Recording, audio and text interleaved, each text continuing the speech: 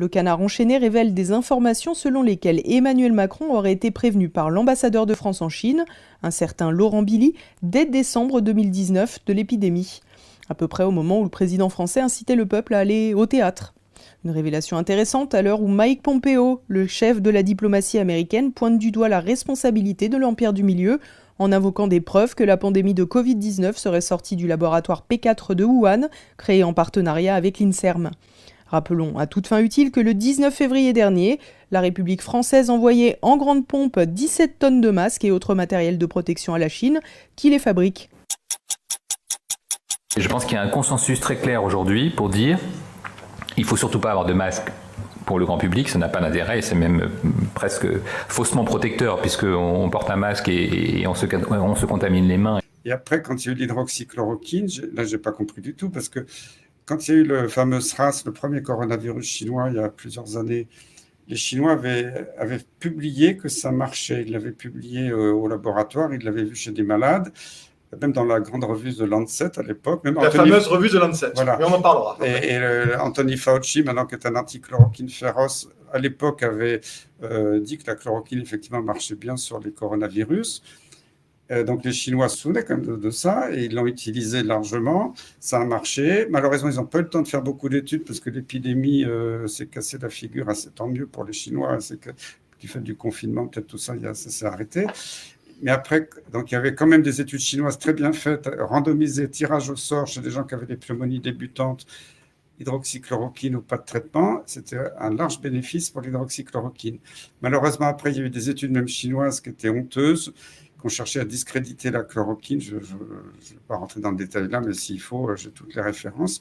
Et après, il y a eu la première étude de Raoult sur 24 malades, qui était déjà excellente parce qu'il montrait, quand on mettait hydroxychloroquine, azithromycine, la chute de la charge virale avec des tests très significatifs sur le plan statistique. Et quand un test est très significatif sur 24 malades, c'est beaucoup plus puissant que sur un grand nombre de malades. Mais des gens n'ont pas compris que quand c'est significatif sur un petit nombre, c'est très puissant en mathématiques. Donc, il y avait déjà l'évidence. On s'est moqué de lui, 24 malades, c'est n'importe quoi. Après, il en a fait 80, 1500, 3500, on a continué à se moquer de lui. Tout est étonnant chez ce personnage. D'abord, son physique. Il ressemble à une sorte de druide et il promet une potion magique. Adolescent, il adorait porter des manteaux de fourrure au lycée. Effectivement, un personnage assez étonnant. En gros, il dit aux autres, si vous n'êtes pas d'accord avec moi, vous êtes des imbéciles. C'est un non-conformiste de l'establishment, qui est invivable, qui est d'ailleurs un peu déséquilibré, accessoirement, psychiquement. C'est un mandarin qui se prend pour un Messie 2.0, c'est ça qui est intéressant, c'est-à-dire qu'il y a vraiment cette double dimension. Il y a aussi la dimension prophétique, il se veut un prophète. Le génie contre les mandarins, c'est le Marseillais contre les Parisiens, il y a de ça aussi. Alors que les résultats sont parfaits, on est beaucoup moins morts à Marseille que dans le reste de la France. Pour de Dieu, mais il suffisait d'écouter ce qu'il dit. Vous êtes raoutien? Je ne suis pas raoutien, je suis médecin. Oui, parce que c'est normal, à Marseille, les malades sont moins graves. Traitement précoce par l'hydroxychloroquine, une analyse par pays, mise à jour le 22 août 2020. Donc là, on lit, le groupe de traitement a un taux de mortalité inférieur de 78%. 78% entre les pays qui traitent à l'hydroxychloroquine et les pays qui ne traitent pas à l'hydroxychloroquine. L'hydroxychloroquine que défend le professeur Raoult, vous restez sur vos positions ?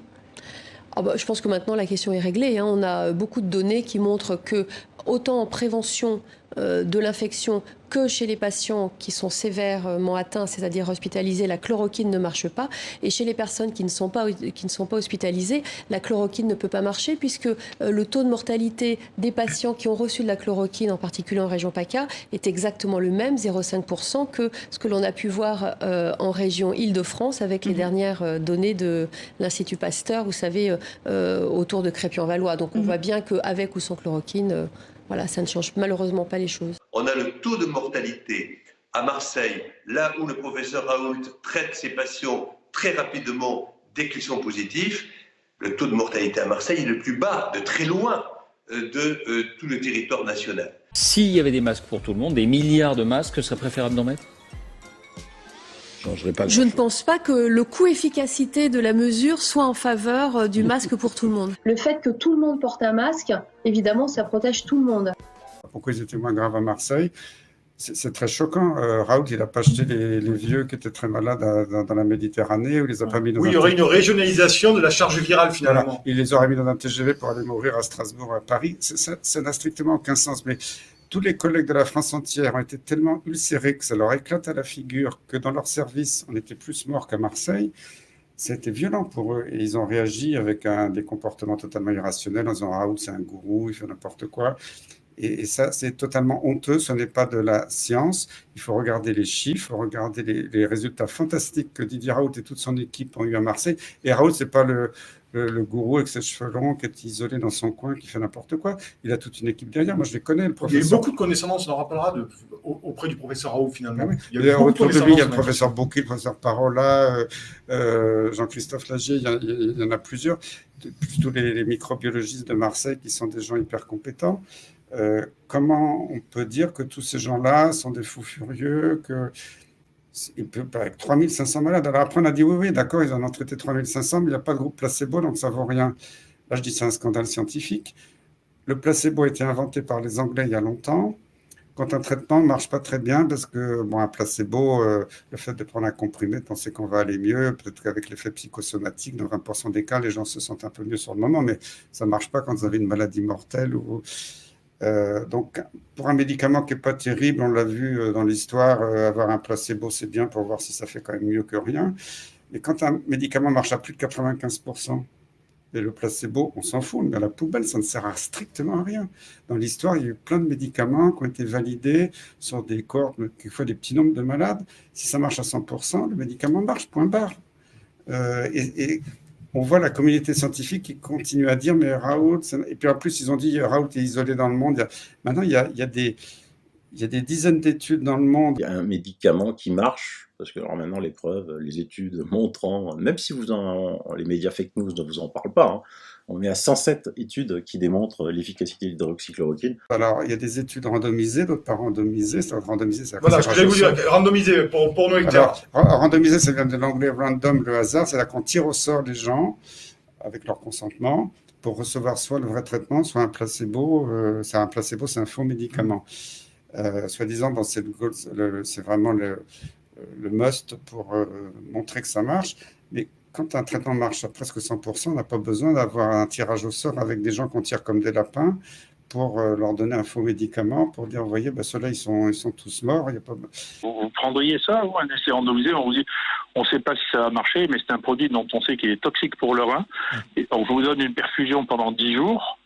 Vous allez accepter un truc pareil, je vous assure. Ça, c'est le remdesivir. Quand même, il faut accepter un truc pareil.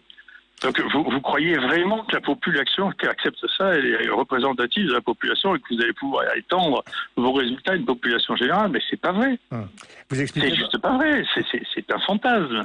C'est de la pluie pour les chats. C'est vraiment honteux sur le plan éthique. Je ne comprends même pas que En plus, Jean-François Delfraissy était président du Comité national d'éthique, qui est le président du conseil scientifique à l'Élysée. On réunit des gens et on dit, écoutez, ça c'est mon comité scientifique. Le conseil scientifique sera pérennisé. Au nom de quoi? De quelle légitimité démocratique? C'est le relais des lobbies, c'est tout. Le relais des lobbies. Un gouvernement parallèle, c'est ça? Et alors qu'il y a déjà beaucoup d'instances qui conseillent scientifiquement, médicalement, le pouvoir, c'est normal. Pourquoi on a besoin de pérenniser ce conseil scientifique qui devait, je vous le rappelle, normalement disparaître fin juin dernier. Bon. Il a même ajouté, Macron, stop au débat scientifique, il y a le conseil scientifique. Comment, une seule seconde, ils ont pu accepter ça? Il faut quand même regarder ces conflits d'intérêts. C'est extrêmement choquant de notre point de vue d'avoir un conseil scientifique qui a conseillé le président de la République et le gouvernement, dans lesquels quasiment toutes les personnes ont des intérêts avec l'industrie pharmaceutique pour ce qui est des médecins. Alors que les mêmes, le professeur Yazdan Yazdampanah et tout ça avaient publié il y a quelques années, quand il y avait l'épidémie d'Ebola en Afrique, en disant que ce n'est pas toujours éthique d'utiliser un placebo. Et même quand l'OMS a publié des recommandations déjà il y a plusieurs années en disant qu'il y a des situations, ce n'est pas éthique d'utiliser un placebo. Quand il y a urgence, on n'a pas le temps, il faut y aller.